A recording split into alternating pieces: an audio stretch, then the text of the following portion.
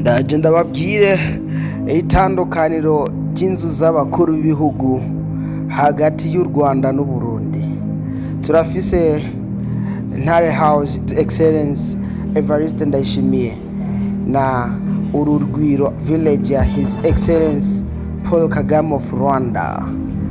But abanyarwanda ntabwo batwereka inzu ya perezida wabo.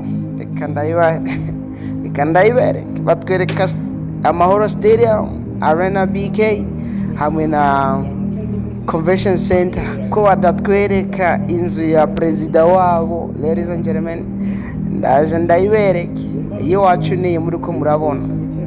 Aya twagiye Urugwiro Village niye kazu gatoyi kinyegeje ahantu keke park.